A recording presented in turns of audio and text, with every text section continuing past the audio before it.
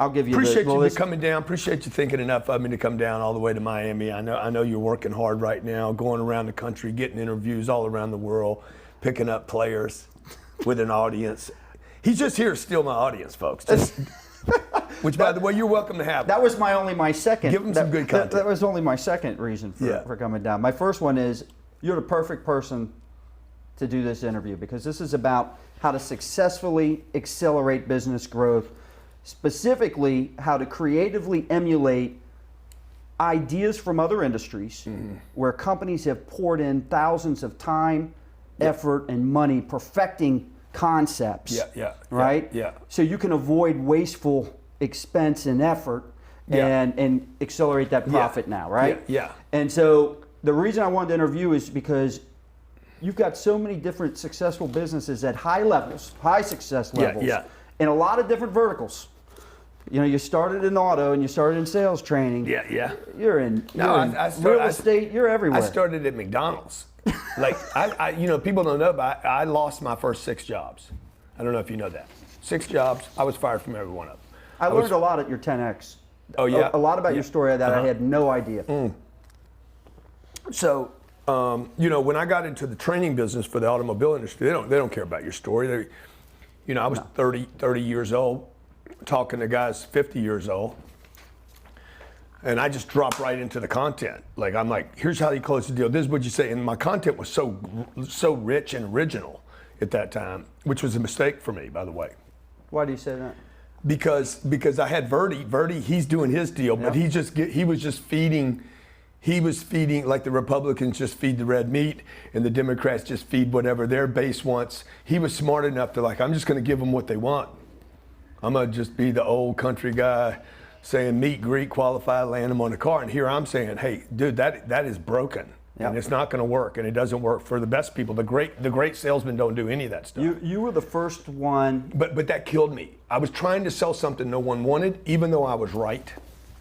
Like this is a really big, this took me 30 years to understand. Just because you're right and just because you're passionate about something doesn't mean the marketplace wants it. That is interesting because you're onto something here because when I initially followed you, you're selling, you're teaching, and the industry still fights it a little bit today, even though it's clear and obvious.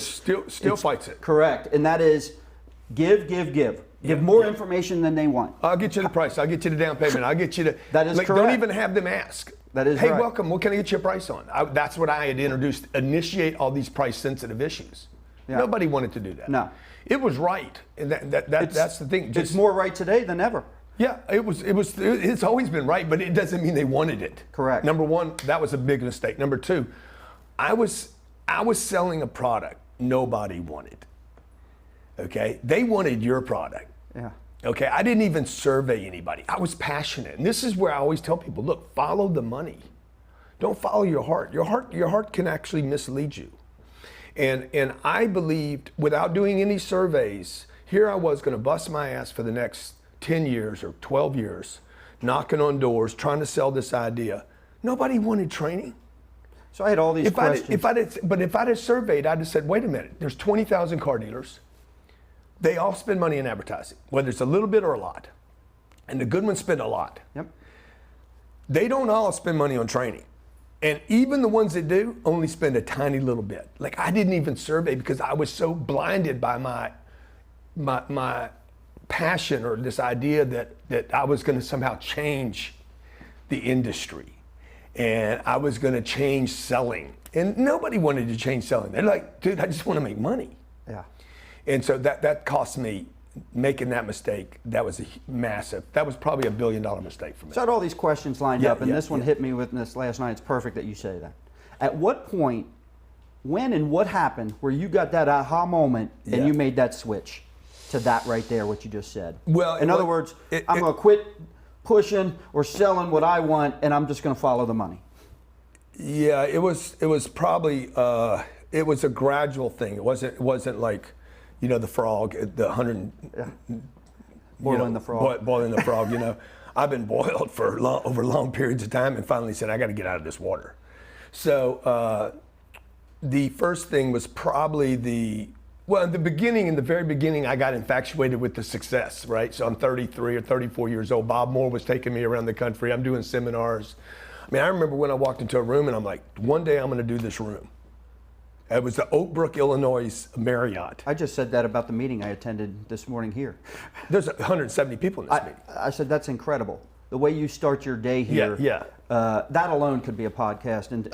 But that's incredible. The energy that as soon as you walk in the door here, I've never seen anything like it. Look, I've had CEOs, I've had Les Brown, Steve Harvey, I've had people going to that meeting said I've never seen anything like this before. I've had people said I've been to Coca-Cola meetings, Google meetings, I've never seen that meeting. But my point was, I was in Oak Brook, Illinois. I was probably 33 years old, 32 years old. It might have been 31 actually. I was with Tom Stuker. Yep. And I walked in, there was a room, Oak Brook, Illinois, subterranean building. It was underground. It was like in the lower lobby. It was called LL. And there was maybe seating for 120 people. And I'm like, one day I'm gonna do a room this big. One day. 120 people. Well, I got 170 employees back there. Yeah. In one room every day. And then we did Miami Marlins Stadium, 35,000 people were there. You were at that. I was there. So all I'm telling you is that it's been a long 30 years, man, of changing my mind, okay? Small rooms don't work. No. Okay, calling on a handful of people doesn't work. Having a few customers doesn't work. Just because you got a great idea doesn't mean it's gonna work. You have to start, this was what the 10X rule was. When 2008 happened, Scott, what happened for me was everything, all the pains and sufferings and setbacks and discouragements that I had experienced in 2008, every one of them just hit me. Oh, you've been thinking too small the whole time. Because two of my companies were cut in half. The real estate got frozen. The real estate actually got me through. Yep. Because it continued to cash flow. The other two they just were bleeding out. I don't know how bad 2008 hurt you, but I was able to get through that without laying off, and we still made money. But I But remember we having didn't a lay off anybody conversation. We were all working 3 times as hard for less. I didn't lay off anybody either, but I only had 5 employees. so that was the problem. I'm like, what am I doing? Here I am in an industry. Let me tell you something. It was too small, dude. The one thing that I got from 10X, and so I'm sitting there, and we've done very well. So you've done unbelievable. Man. But I'm sitting there and I'm watching this. Yeah. And I'm thinking to myself exactly what you just said. Boy, my target isn't even close to where it needs to be. I'm not thinking. So when did you decide that? When you got there, it was a Friday, Saturday, and Sunday. It was the first day. Exactly. It was the first day. That was our goal, by the way. Yeah, as soon as I got there, I thought, what the hell am I doing? As soon as you walked in the building. Yeah. Right? I mean, my goal of that event was, because Sherry asked me, she's like, what's your goal of this event? And I said, my goal is that people walk into the event and before one thing happens, they decide, what have I been thinking? Because I've known you in the 120 room. Yeah, exactly. Attended. So I've seen this growth. Yeah. So I've seen this acceleration. I've watched it. Yeah. I've watched you go through.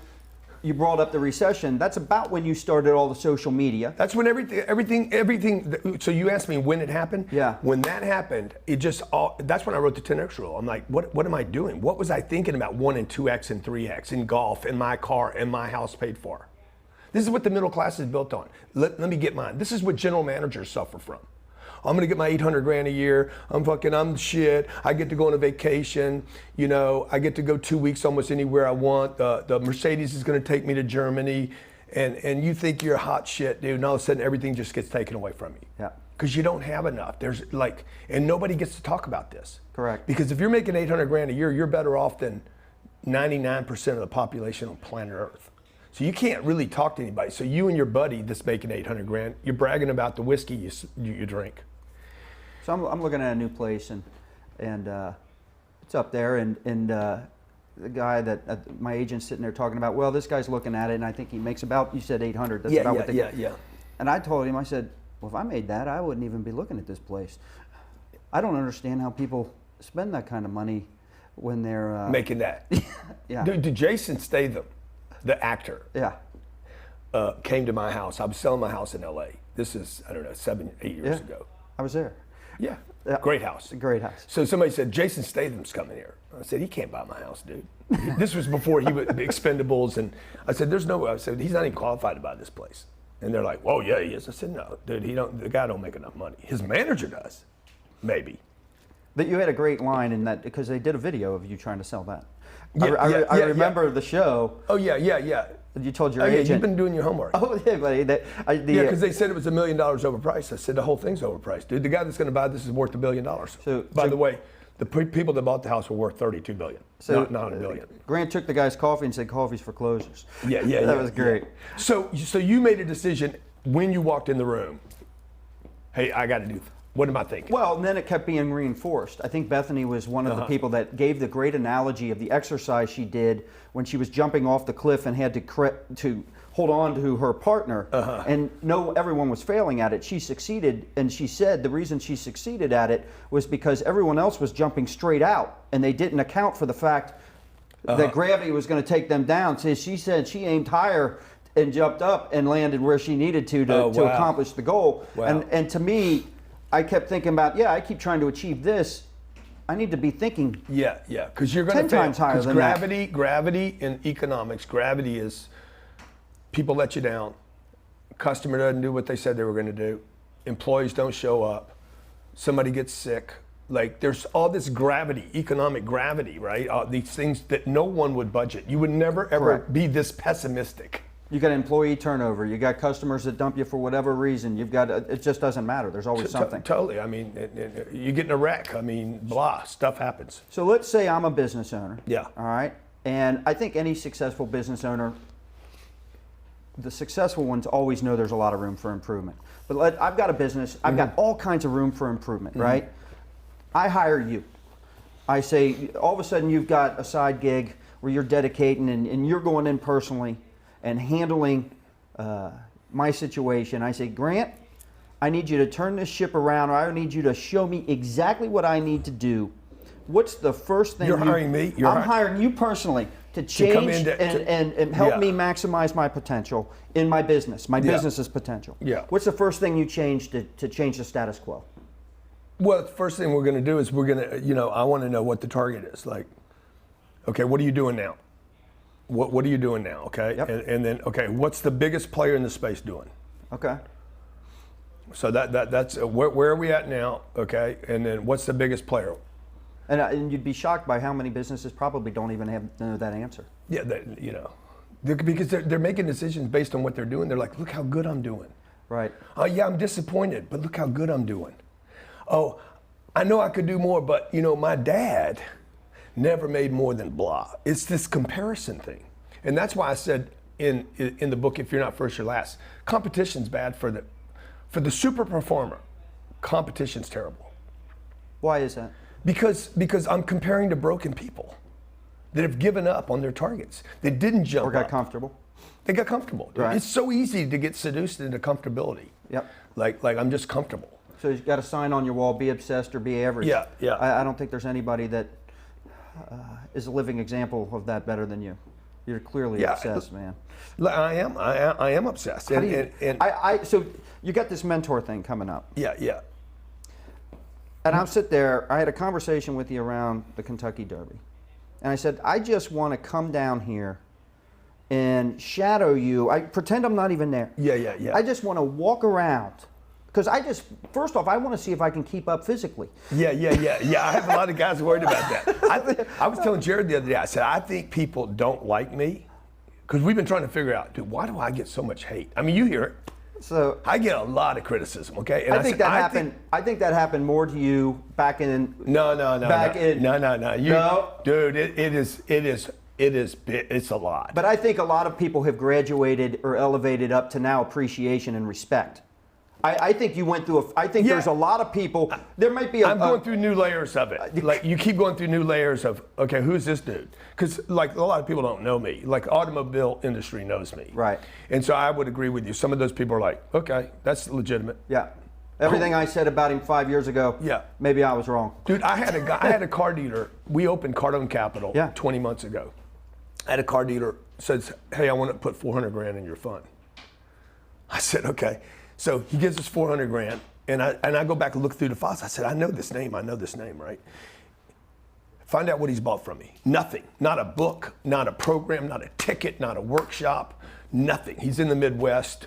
I've been to his city 50 times doing seminars. I called him up and said, dude, you never bought anything from me. And he's like, yeah, I really didn't like your shit. Yeah. But I respect you as a businessman, okay? He put 400 grand in Cardone Capital. 2 months later, he buys every product I have. Yeah. So I just was hitting him at the wrong place, right? He wanted the investment, not the training. That goes back to that story from earlier. They want to make money. And so I think some of these people that were in automotive, okay, do respect me today, and maybe still don't, whatever the information, or maybe I'm right now, I don't know. But I'm moving into other layers out in the world that it bugs people. Some of my peers or contemporaries are like, where's this guy get his energy from? Mr. Bezos has a good comment. Quit worrying about what's going to change and worry about what's never going to change. And people will always want to make money, save time, and do it easier. Yeah.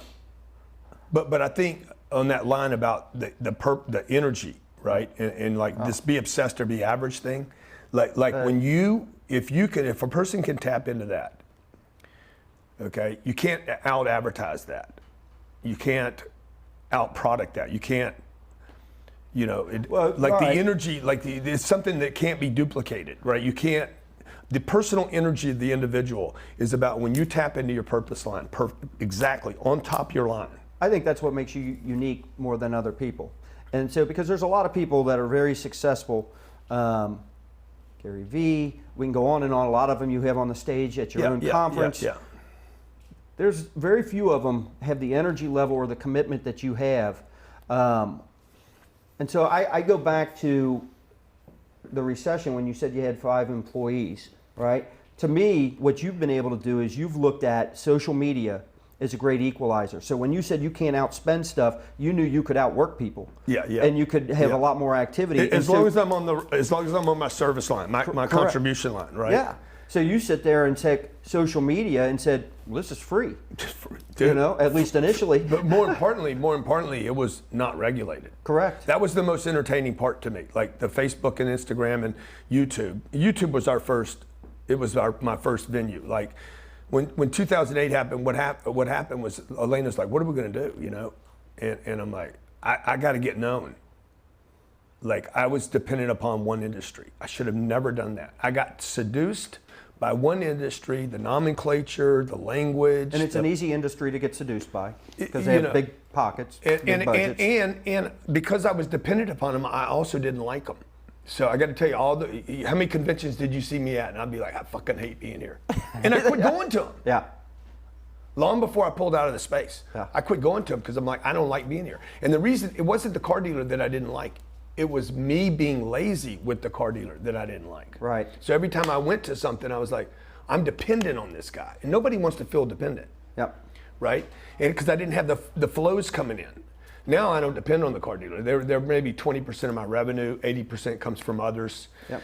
So I'm much more free and happy to do business with them. I can actually offer more now. You follow what I'm saying? Yeah. At what point did your target change? So, well, listen, there's no way you had the target or even thought about the levels of success that you have today 20 years ago. So at what point did you be like... 10 years ago, bro, 10 years ago, look, all this happened in the last 8 or 9 years. Now the first 20 years had to happen. Yep. They had to, they had to happen to build the muscle and grit. But when I saw Facebook and YouTube, particularly YouTube, when I saw YouTube, I'm like, okay, wait a minute. I was baffled by it. I'm like, okay, nobody knows me outside automotive. 80% of automotive doesn't even like me. Okay? It's extremely expensive to do business here. These conventions were like... They're very... We'll spend $300,000 this year at NADA. Yeah, I mean, I was like, I couldn't even make sense of it, right? Yep. So I see YouTube, I'm like, it's free. I got to get people to know me because the car dealers have been cut in half. There's only 10,000 of them now that can do business, maybe 9,000. That's right. Maybe 1,000 of those want to spend any money on training. Like it was a terrible model. Right. I got to get known. I told Lynn, I got to get known. The only way to get through this, I said, the recession is happening to me personally because nobody knows me on the planet. So boom, YouTube pops up. Okay, I'm like, okay, what can I say on it? Anything.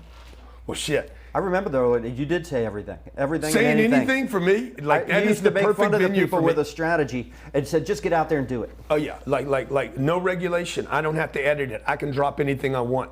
They won't stop me from using it. I can put anything I want. I can do 4, 5, or 6 a day, and it doesn't cost anything. I mean, this is a poor kid's dream. Yeah. Poor kid with a big mouth. Okay, so YouTube first, and then somebody was in my office and said, "Hey, you know this thing, Facebook?" And I said, "Facebook? Tell me about it." Blah blah blah blah blah. I know exactly where I was sitting right now when I heard this. This would end up being worth hundreds of millions of dollars to me. And I was like, "Facebook? That's stupid." Okay, this meeting's over. Get out of here. I got to go. And I sat there and I remember I could hear this thing bouncing in my head. That's stupid. That's stupid. Anytime I hear that's stupid, I know. Like every bell goes off in my head. Dude, pay attention to this, because if I'm saying it's stupid, so are a bunch of other people. All my competition is. Yeah. Joe still don't use Facebook. I'm just using Joe because we were at the same place at that time. Yeah. And then I just like lifted. And you brought up a good point in let's talk a little bit about social media. Yeah. You're king at it. So, Forbes listed you as #1 marketer to watch. Yeah. Right? Yeah, and a lot of that has to do with social. It's all to do with social. Yeah, and so I'm sitting here, I think a lot of people struggle with this, and that is, I struggled with it. Yeah, so I'm speaking from personal experience. Yeah, of course you are. All right? I don't want to put myself out there, not because I'm afraid of what I'm saying or anything like that. I know what I'm talking about. But I don't want I worry about what people are going to think as to why I'm doing it, and it's making it all about me instead of my business. Yeah. All right? You never had that issue, it doesn't seem like. You just went full steam ahead. I've gotten over that, by the way, because of your 10X. I said to myself, dude, what the hell am I doing? If nobody knows you, nobody flows you. Correct. Okay, it's attention. Attention is the creator of currency. So attention, I push energy out into the universe. Energy comes back, and that energy is going to be money at some point. It's going to be money, it's going to be admiration, it's going to be hate, it's going to be, I don't know, I disagree. All that is energy. You said something to 10X that I remember. Let me just say this, because the car dealer, what does the car dealer do? He spends all this money on a location, millions and millions of dollars, and then stacks on millions of dollars worth of inventory. Yep. Shiny, washes it, shines it, polishes it, opens up the roofs, the hoods, the doors. Moves it around. Puts the lights on it, dude. Yeah. Why, man? And then all of a sudden you guys go dark. The rest of the, like that's not what people are. People are not driving on just in front of your store. Yeah. And so Facebook and Instagram and YouTube and LinkedIn, those things you don't have time for. A comment, right? That's right. That's what everybody says. I don't have time for that. But they you have time. Justify their reason for not by saying that. Because you went and bought your attention. You buy your attention on TV. Okay, this is free attention. Yeah. And everybody's there. Everybody. I don't think I ever. I mean, I got a little thing here, and it's got like probably everybody else's. That's what I did. Okay, I got YouTube, LinkedIn, Twitter, Snapchat, TikTok, Facebook, Instagram. I got a repost for Instagram. I got Cameo in here. If you want me to do a Cameo meeting with you. I saw that you're on Cameo. You're very expensive on Cameo. $250? I'm cheap, man. You're not $250. You're higher than that. No, I'm $250, dude. I'm cheap. I stared at $99. We had hundreds of them. All right. And then I went to $250, and that got it down to something. I'm gonna do a Cameo. I got Pinterest and Google Plus. Google Plus is dead, right? One of these is dead now. But the point is, like, these are free. Correct. Now the question is, what is my message? So that it doesn't look like it's just me. And you said something that's correct, and I think that's key. And you're not going to figure out the me, you, or the variation. You're not going to figure it out in a boardroom. You're not going to figure it out on a piece of paper. This is what I'm going to talk about. You got to do it. The only way to do it is the only way to learn how to communicate about your car dealership or about your beauty salon or whatever it is to start communicating. All right, so let's say you come in, I hired you. Yeah. I don't need all that. I don't need all that. Well, 6 months in, it works. Yeah. I've got an extra 7 figures in profit. I'd say, Grant, I want to take our relationship to a new level. Yeah. All right? Yeah. I'm going to give you 20% of that $1 million. Yeah. The extra money we made because of your idea. Right. All right? I'm going to give you full control of 20% of that. What do you invested that in? What do you do with that 20% to multiply the... I'd probably get rid of somebody in your organization. So how? First thing I would do is I'd probably get rid of somebody. Yeah. So like I never have a lift here without firing somebody. Okay. That's interesting. Ever. Let's talk about that. Ever. There's always somebody in the way. Somebody's got to be killed. Like people have to know we're serious about getting the hill. So and sometimes that means, hey, look, you know what? You're not.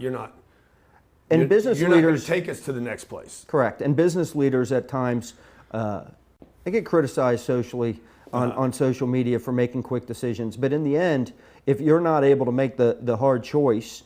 And some people are popular in those realms. If you don't do that, if you don't cut out the cancer, you got no shot. But let's say I forget that for a second. Let's say you love all the people there. No, we'd never love all the people there. It's impossible.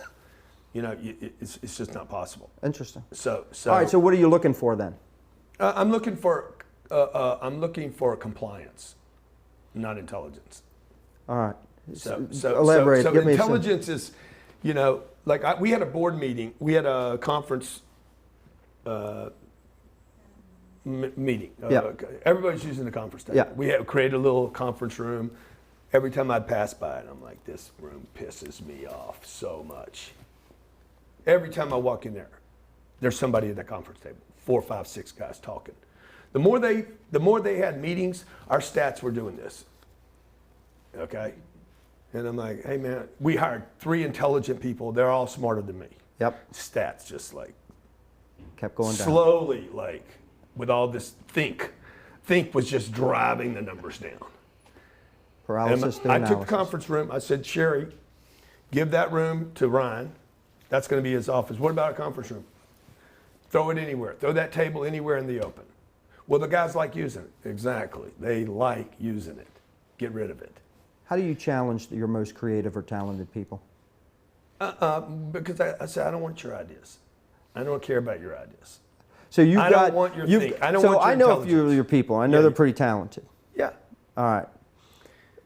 But here's the deal, dude. The only thing I look at is the stats. The only thing you run it by data only.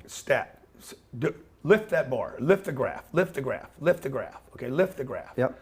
So I'm like, what lifts the graph? That's all I care about. Well, we got this CRM issue. We got this going on. Dude, I don't care. That's 3 months from now. It's 60 days from now. Whatever. You go handle it in your little closet.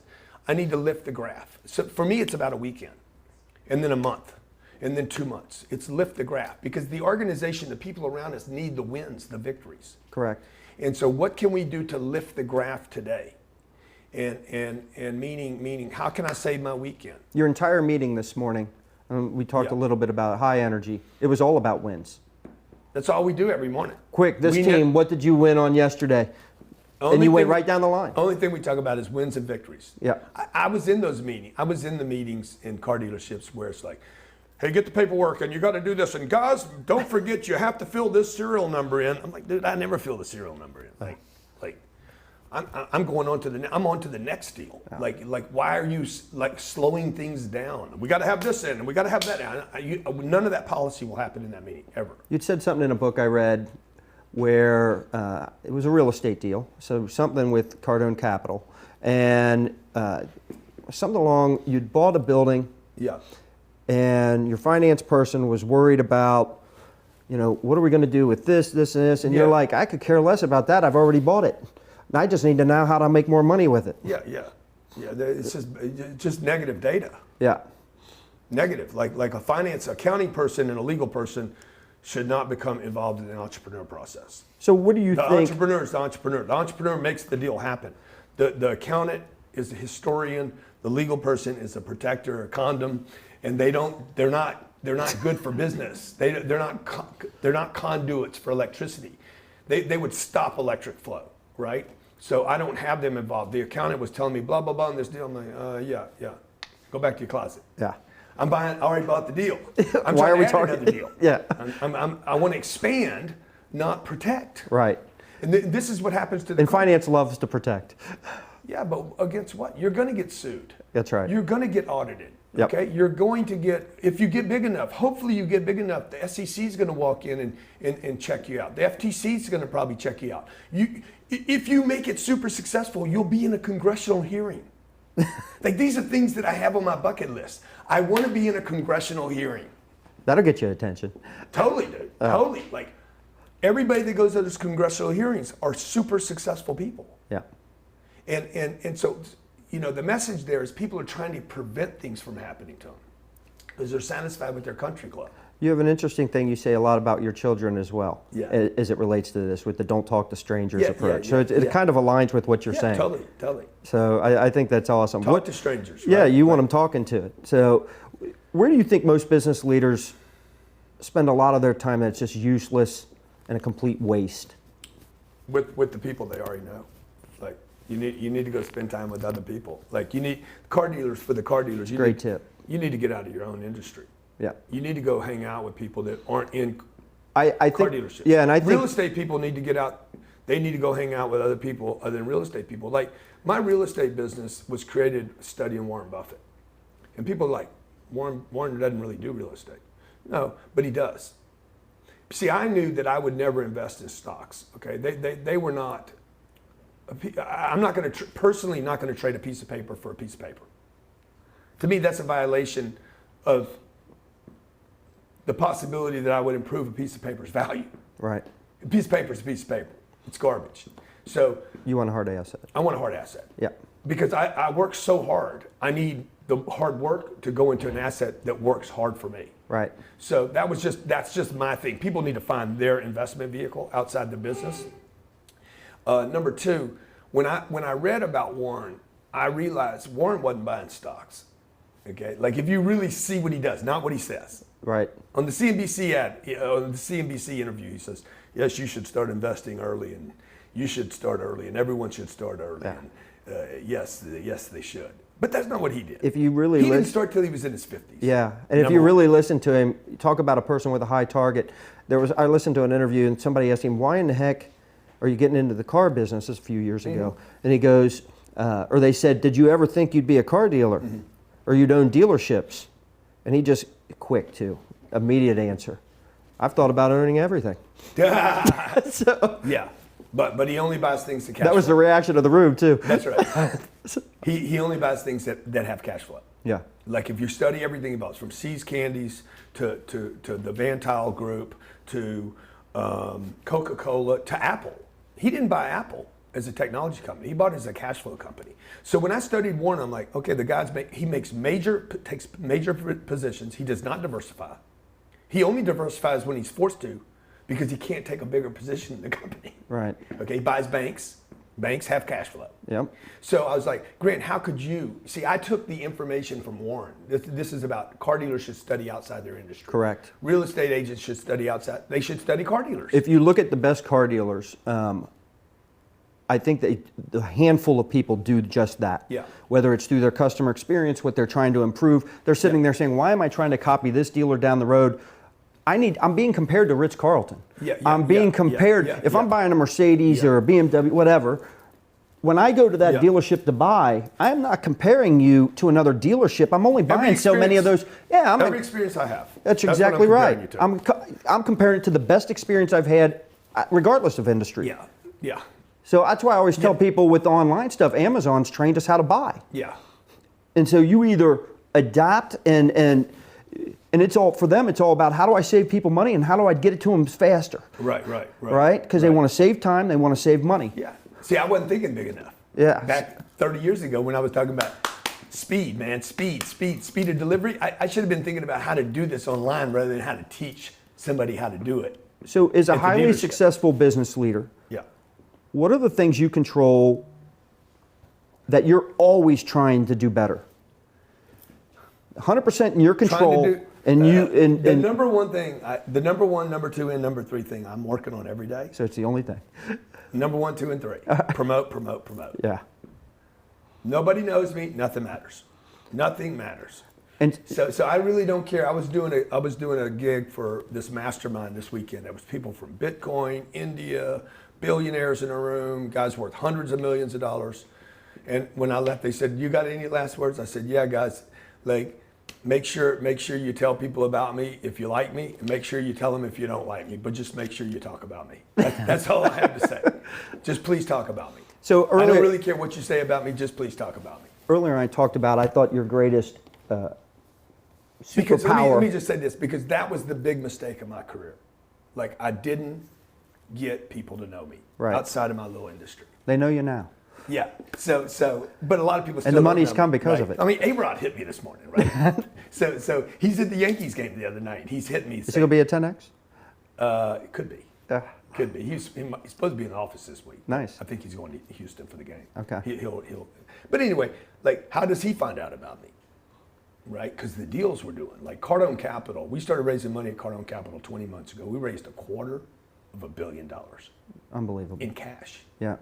That bought $750 million worth of assets, almost $1 billion. I'm gonna turn that into a $10 billion company. Yep. I'm gonna raise $3 billion in cash. Using Instagram, Facebook, YouTube, LinkedIn, Twitter, TikTok, and probably half of those will go away. And I'm giving deals, Scott, to people that I'm letting middle class America into deals they would never ever get access to. And see, to me, this is where your best superpower is. It's not, you're active and it's nonstop with you. You are obsessed. But that can only, that takes you, that'll always outproduce the average person. But your mind, you have a great ability to look and see something outside of what you're doing and say, how can I take that? How can I apply that? Mm-hmm. How can I improve on that?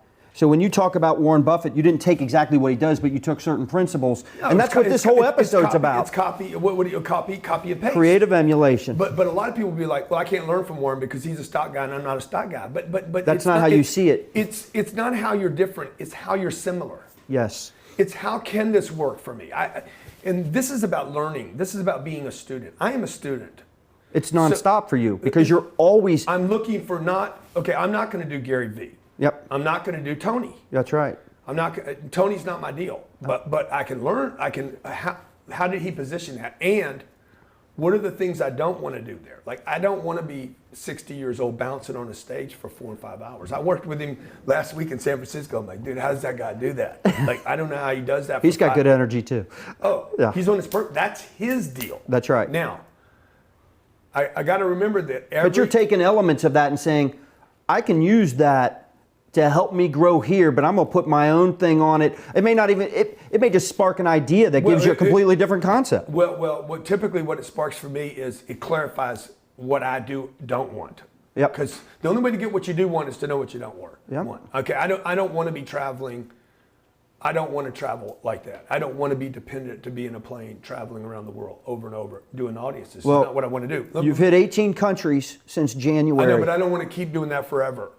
Okay. You know what I'm saying? Yep. Like, okay, is that what I want to do?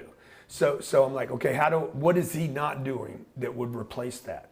Okay, we came in here and put 42,000 people. Right. 42,000 people. That's a city, man. Done well, by the way, I should point out. Organized well. Boom, boom, boom. Now, all great messages. I needed 42,000 people to register for that event. Yeah. For this mentor program, in order for 6,000 to show up. That's the 10X concept. Okay. Almost 10 times. I needed 10 times the people to register to get them to show up. Yep. Okay. And then to have $1 million weekend. And to build my base out. Also, I needed to listen to people. What do I need to give people? Okay. Tony probably should listen to people. People actually don't want to bounce up and down for 4 or 5 hours. No. Is it good for them? Probably. I don't know. I don't know. Okay, but not most people do not want to do that. If I listen to them, most people don't even want to go anyplace, dude. Look at Amazon. They don't want to go anyplace. So I'm like, why do an event at a hotel? It's expensive. Yep. I got to fly in. He's got to fly in. We got to organize this. We got to have cookies and coffee and blah, blah, blah. Hey, dude, why don't I just send it to your phone? That's right. So I can look at Tony's passion or Gary. I can look at what Gary does. It's not quite what I want to do. Everybody's watching right now. It's got to figure out. But there's similar things. You bring up Gary. Yeah. And the similarity is he's active as hell. He ought to buy the Jets after last night. That's what he ought to do. If he's ever going to make an offer for that piece of shit team, now would be the time to do it. But he's active as hell. Yeah, totally. So there is something there that you're both taking from each other. You might do it differently. Totally. But there is one thing that's common. And that's good. That's good. One guy's tall, one guy's short, one guy's in the middle. And we're all doing something similar, something different. That's right. Okay. All three of those models are broken, by the way. The speaking model is completely. Anybody out there watching, you're like, I want to be a speaker. I want to be that. You do not want to be a speaker. There is no money in this. So you're live. There's money in promoting an event. You follow. I just put out a blog that talked about 20 different content things. And if I ran down that list, I could watch yours and add to the list. In other words, he does that, he does that, he does this. I mean, one of them, Tour the Offices. You just released those videos. I mean, it's just the world tour. It's nonstop. You commented. You're like, dude, what a you hit me in Thailand. I was in Thailand, and you says, dude, your world tour. What a brilliant promotional event. Let me tell you why. Well, because let me tell you why. I follow you. All right, and so you're doing what you do, right? And at some point, I already know what you do, right? Yeah. That was new content where I got to live through what you were. I love travel. Yeah. And I'm sitting here thinking, man, I'm traveling to Thailand. I'm doing this. I'm seeing all this stuff. And by the way, if I went there, this is how I'd do it. So to me, that was ideal. Yeah. Now, so that goes back to, am I showing off or am I sharing? No. Well, Muhammad Ali says you're not showing off if you can back it up. This is Scott Joseph on May 19th, 9:22 at night. Yeah. Hey, the world tour is genius. Not only do you get to grow your network and business, but it's giving you even more content with all the videos, all those places. Pure genius. It was. Right there. I don't know if the camera can pick this up. Maybe you just embed it. Yeah. I loved it. So like that the point of that is that list of 20 things that you can share and then add to that. Yep. Like some people are going to be like, why are you showing off? Because, dude, some people want to go traveling. That's right. Why are you showing your jet? Because some people are fascinated with jet aviation. Yep. Okay, I tell Ryan Secco, Ryan. Well, at some point, social proof has to come in as well. You can sit here and teach and teach and teach, but at some point, someone wants to know, especially a successful person. Let's take the car dealers, for instance. There's a lot more of them that are listening to you now than 10 years ago because of that jet. They're sitting there saying, wait a minute. Well, maybe he knows what the hell he's talking about. I'm not saying they may not like you any better, but they're going to listen to you. Well, they're like, wait a minute. How did that happen? Yeah, exactly. How did that happen? That's right. I don't understand how that happened. Maybe I'm wrong about this guy. I sat there at 10X. Because you can't fake that purchase. I sat there at 10X, and the reason I wanted to do this interview is because, and you've touched on it so much. Can I just go back to something real quick? I don't want you to miss this. Because Ryan Secco, who works for me at Cardone Capital, he was my pilot. He found me on YouTube. Quit his job, came to work for me. He was the youngest pilot for United Airlines in the country. Wow. Left his job. 10 years he'd been there. 10,000 miles. Came to work for me, $3,000 a month, nothing. I said, Ryan, now he's been elevated. He's vice president of Cardone Capital. I said, Ryan, when you introduce yourself, do not introduce yourself as vice president of Cardone Capital. Introduce yourself as my pilot. Everybody will talk to you. The point of that story is, you have to figure out what people are intrigued by, right? People are intrigued by aviation. What did you do to figure that out? Because I'd watch people. I'd watch Ryan say, yeah, I fly grants. And you watch the reactions. United, and people would be like, their eyes bug out, man, on aviation. Oh, you're a pilot? Oh my God. They just move into the guy. I said, dude, don't drop the Cardone Capital. We were doing a gig, there's 1,700 real estate people here. I said, Ryan, there's 1,700 real estate people here, including me and you. There's one guy that can fly a Gulfstream 550. Okay? But what do you want to do? Well, who do you want to be today? Be the fucking pilot, okay? Be the pilot. Yeah. So he goes to Don Peoples, who owns shitloads of real estate, okay? He's, multi-billion-dollar company. He says, Mr. Peoples, Grant told me to come say hi to you. I'm his pilot. And he's like, what do you fly? Boom, instant. So you got to figure out on that list of 20 things, if you're watching right now and you're like, what am I learning here? You need a list of things that are not just intriguing to you, but to others. I did. It goes back to the first thing you said. Get out of what you want to push and get out of it and just listen to your audience. Yeah, and I've been telling car dealers this for years, dude. You need to do fun stuff. Hey, the transport truck shows up. Okay, everybody wants to play games. Guess how much weight's on that transport truck, and I'll give you an oil change. Just do it right on social. Do it live. Yeah, I mean you don't even know the weight. No. Tell me the estimated value of all the cars. The closest pick gets a $300 car payment. Whatever, man. Just you got to figure out a car comes in and the first thing the salesman says is, "This is a piece of garbage. Oh my God, this thing's terrible. The miles are too high." That's your video. Yeah. It's not what's nice about it. It's Look at this, the worst trade of the day. So we interviewed Rob Ruth. He was one of our first episodes. He's a client of yours, so loves you. He's been here. Yeah, he was. Yeah, he was here. He's been in our meeting. Yep. And so here he is. Does an outstanding job of some of the things that you just mentioned. And I don't know if you know the history of his store, but his location, the marketing is small. So, and I know you know the auto industry. This guy sells 300 plus. He's going for 400 this month.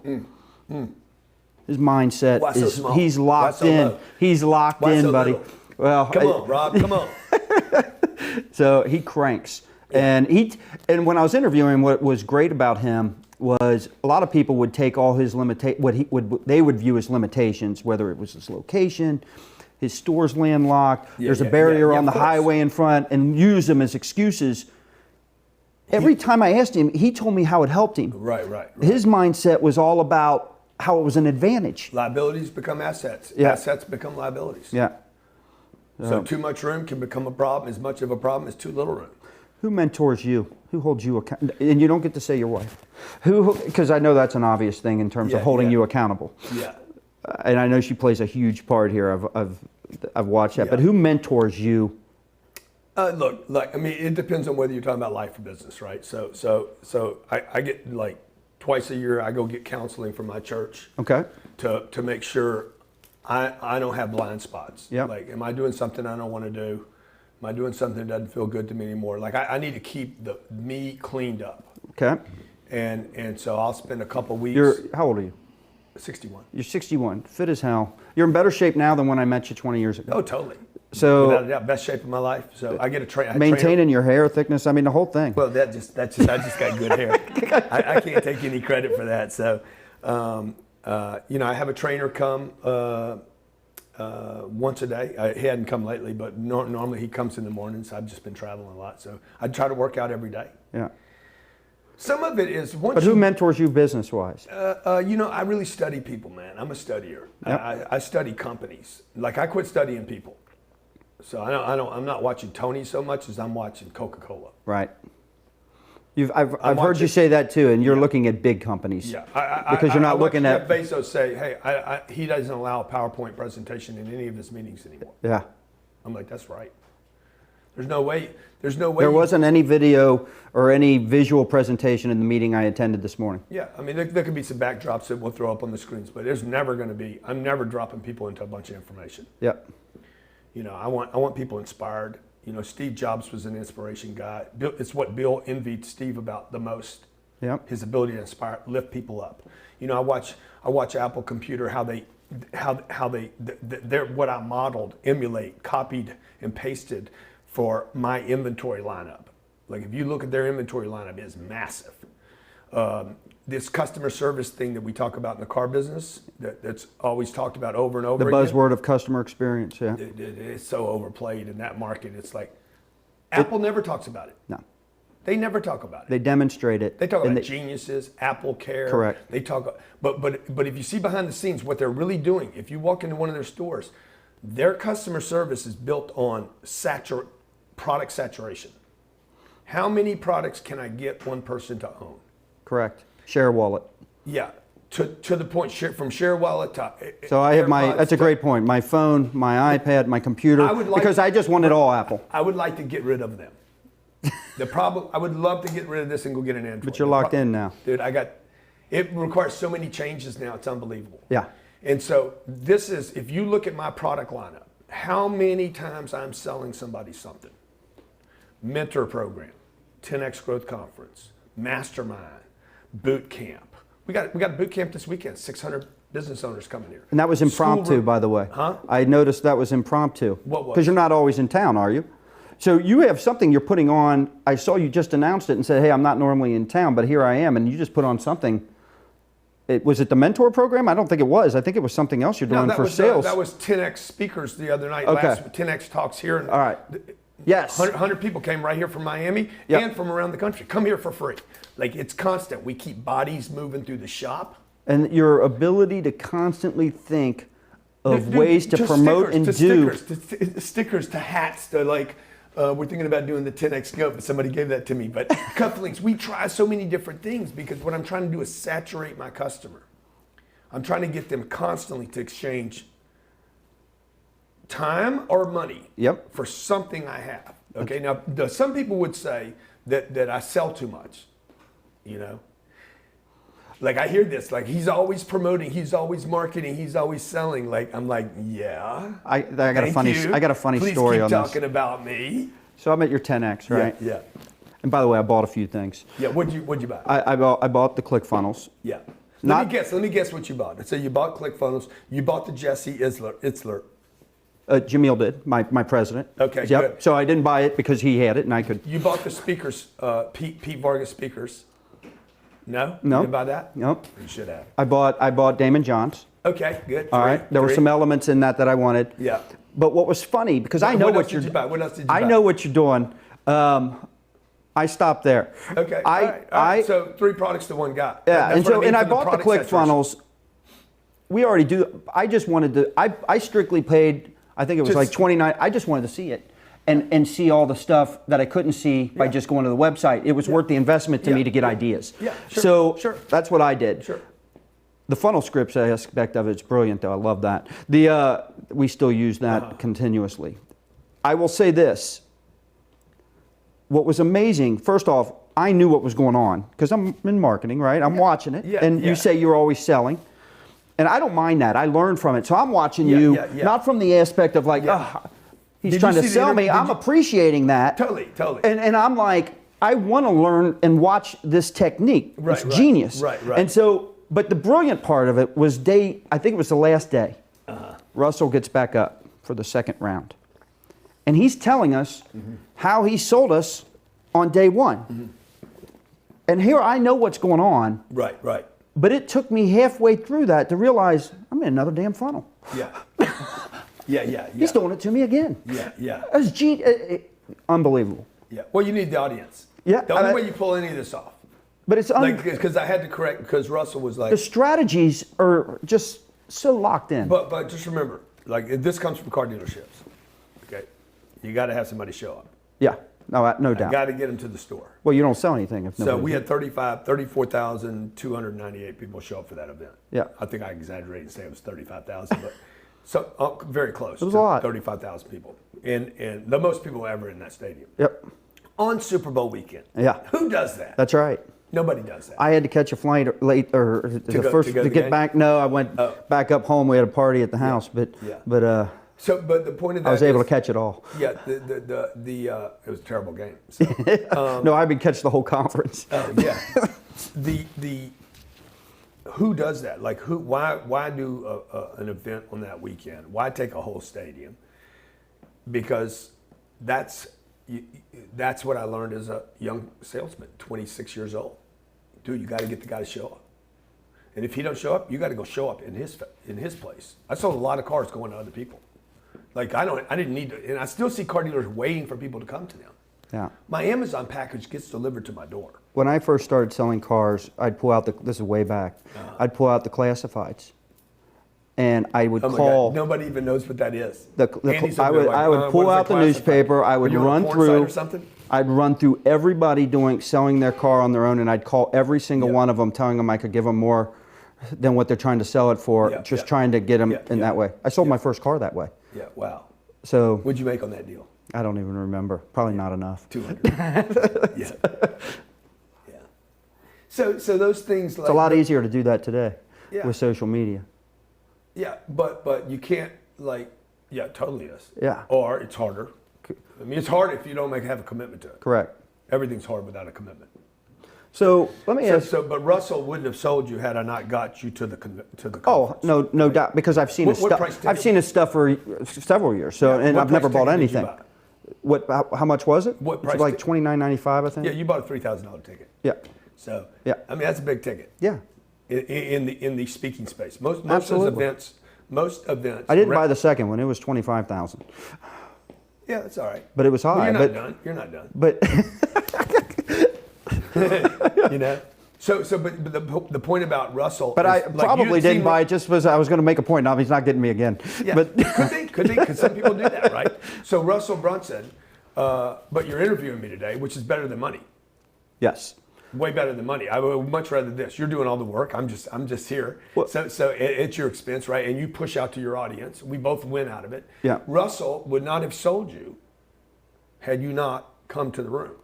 So I had to bring a bunch of people in a room. You had to be like, whoa, this is big. That had a lot to do with your decision to purchase, whether you know it or social not. proof. So, Absolutely. oh my God, man, a lot of people in here. This is legit. This is real. Yeah. Grant's a different guy than I knew. That's correct. And you got to keep changing the game. That's right? correct. Just because you knew me, you know me, and I talk about this all the time about obscurity. People don't buy for two reasons. They don't know you, or they don't know you.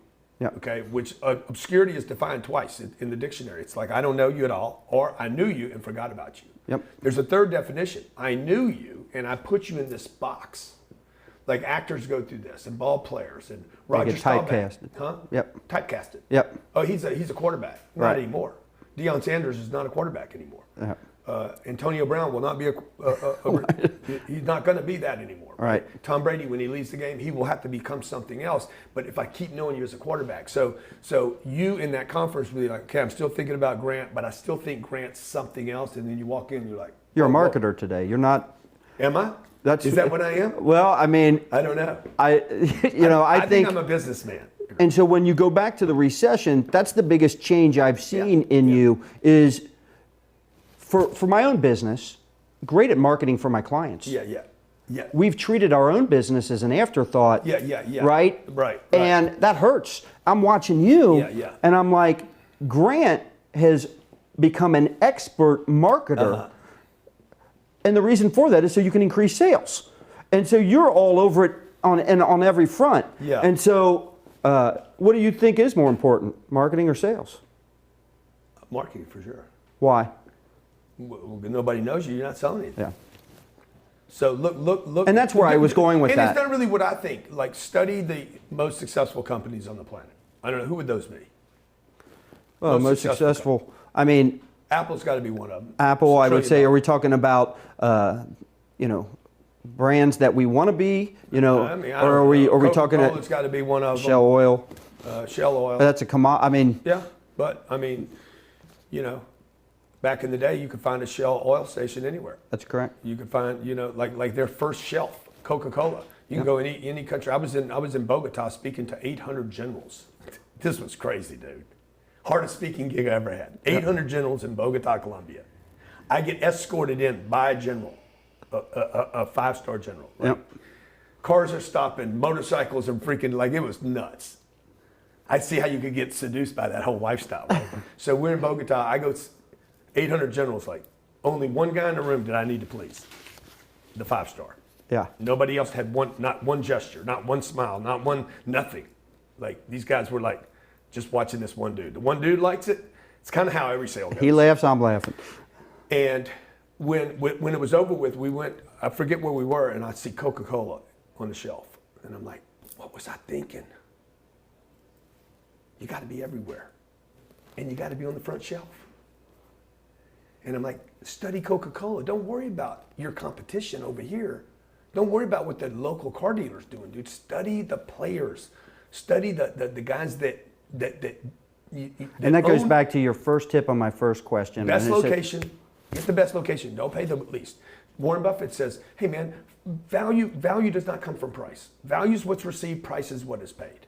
I'd rather buy a great company at a higher price than a bad company at a lower price. He doesn't steal stuff. He bought Apple at $180 a share. He passed on it at $150, $130, $100, $80, $50, $25 because he didn't understand it. And so I see everybody out there trying to buy low and sell high rather than like, hey, no, take all your money and spend it. So that's where your question about marketing or sales. The marketing is to get the sale. The sale is to get more marketing. This is perfect for your agency, right? That's right. Spend it all. That's right. Spend everything because it's worthless money. And that went back to my question of the 20%. So you're saying you're going to reinvest and double up, or not double up, just find new ways, new avenue, and keep promoting the hell out of everything. I want to make so much money that I can't invest any more money in advertising. So you said you always got to look to change and reinvent, right? Yeah. What are you doing for this year's 10X that's going to improve it?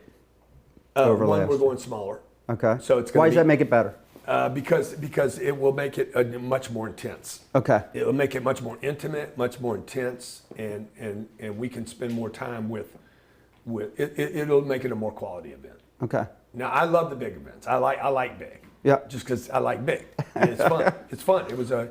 It's fun having a big giant space, right? Right. But I think that we can deliver a much more intense. I don't want to just do an event. I want to do almost like a concert entrepreneur thing. A lot of energy without the standing up and making people stand up and jump up and down. You have your ways to get people's energy at a high level. So you want them at a peak, to steal something from you want them at a peak state while you're talking about what you're doing.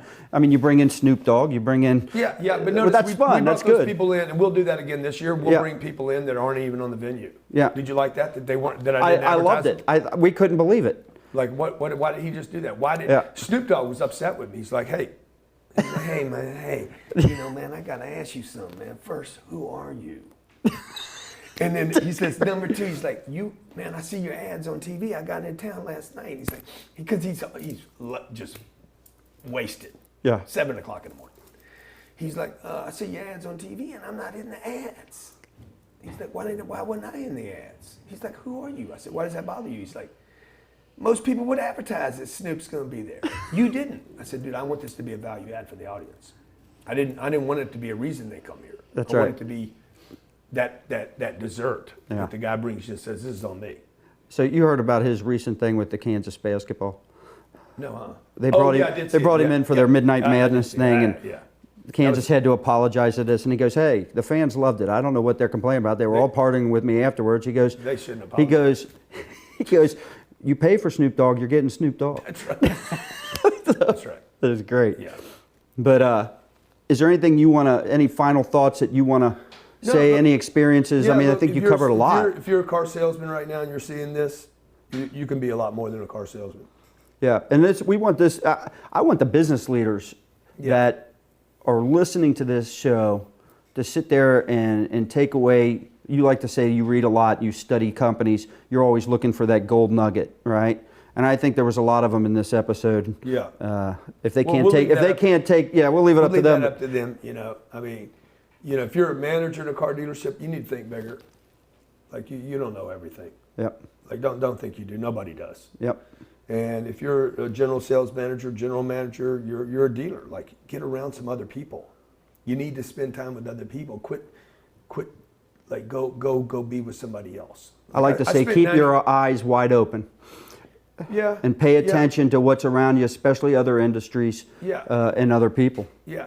And it doesn't mean like go see what's working, and I spent 90 days, a little more than 90 days with a billionaire, man. I learned like there was no agenda. You can't go hang with a guy that's worth $4 billion and have an agenda. Like you're just going to do whatever he wants to do all the time. Right. So it's terrible. Like if you're a guy that's used to being in control, like it's hard to do it. Yep. But I learned so much from this, just hanging with this guy. That's been the greatest benefit that I did not anticipate. And so you should know early on with us, what really got us going and separated us was, I'm doing these sales events early on 20 years ago, and some of them worked, some of them didn't. Yeah. And I realized quick I had to figure out what the successful dealers all had in common, so I could start teaching that and getting all my dealers to do it, right? So I went around interviewing everybody. I got away from that. Got away from that. And what I've realized is doing these podcasts, talking to people like yourself, I started the podcast for the reason you said, right? I want the audience. But I want the attention on us, on the business. But what I'm learning blows away all that. Totally. I interviewed Sly Stallone 2 weeks ago. He's like, man, if I'd have had a guy like you, I wouldn't have sold Rocky for $350,000. I'm like, you sold it? He's like, yeah, I sold it. I said, you have none of it? None of it. I said, man, I'm sorry I brought it up. But he's like, if I'd have had a guy like you to negotiate that deal, it'd have been different. Well, he was broke when he did that. Yeah, but just because you don't have money doesn't mean you're broke, right? Broke is when, and this is what I would lead people with, is broke is when you don't have any more courage, you have no more commitment, you don't know what your purpose is, and you quit. Yep. Because until then, you're not broke. And I just know today, like, if I refuse to get, sold on where I'm at, if I refuse to stay where I'm at, then I can get anywhere. And if I refuse to quit, I can have any level of success I want. But I can't stay where I am. You have to give something up. Something. Every child. That's why I said, when you said, hey, if you came into my company, what would you do? I'd get rid of somebody. Yep. Because something has to change. Like, even if it's just symbolic, for me to get out of this chair, I have to give the chair up. Yep. For me to advance my thing, I have to move. I have to give something up. And I think a lot of business people don't want to give up anything. They want to gain without losing, and you can't. It's impossible. I think every business leader has that person that could even be a high producer, right? And you talk about making change there, and they are afraid out of fear of what might happen if they don't. So if they don't what? If they don't make a change in somebody, getting rid of somebody, as you say. Yeah. So I think fear drives a lot of those decisions. Yeah. Well, if you just keep adding people, you won't have that. Like, I had a guy right now we're having a little problem with, and Jared's like, I said, Smokey. He's our top producer. Smokey, bro. I'm not dependent on one guy. This is a business. This is a company. That's right. This isn't 3 people anymore. That's right. And I don't want to be dependent upon one person. I want lots of flows of income, lots of inventory, lots of customers, and I understand that I'm not going to make them all happy. Yep. So, give them their money back. Let's part ways. Put them on a blacklist. Don't do business with them again. Yep. 7 billion people on the planet. Yep. All right. Great interview, Matty. Hey, appreciate you, man. Thank you. Okay.